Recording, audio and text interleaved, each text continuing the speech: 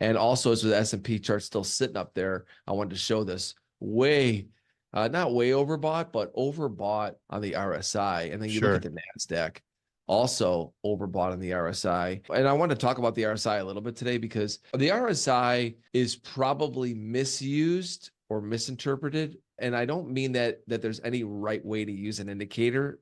And Right. I know that's going to probably make you cringe a little, Tom, because I know that you're, you're a guy who knows how to use the indicators far better than I do. But I think that most people think that when it gets overbought, it's automatically like triggering, like, oh, it's overbought, like the market should come down. I look at it like this, is that it's just showing us that the market is in an overbought mode. And I look Mm-hmm. at things more about environment. And anytime a market is overbought, especially in equity indexes, I think it's a little different for commodities. When it's overbought in equity indexes, that's on purpose, right? I mean, that is not like, oh gosh, everyone's getting in way over their skis. This market is just shouldn't be up here. Well, with equity indexes, when they're overbought, they typically in bull markets stay overbought for long periods of time. And so I look at them as market environment. It's telling me not to be short. It's telling me to be long when we're overbought. Now, why? And I'm not saying as of today. I'm saying as of where we've been overbought really for a good period of time. And so it's telling me that you really want to be at the latter, at the way back end of when an RSI starts to come down and it starts to come out from being overbought. That's when the shorts start to come in play because there's going to be a lot of volatility on this high.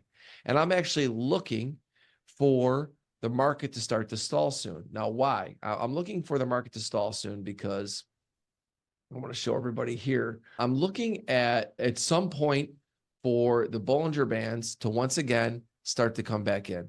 So you see, I've got my pointer here.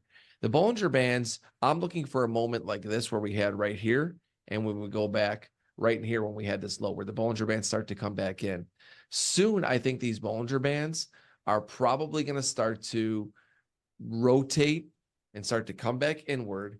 And then with an overbought RSI, even though I'll be looking short because of the Bollinger Bands coming in, it's going to be a very cautious short and still not scared to be long because we're so overbought.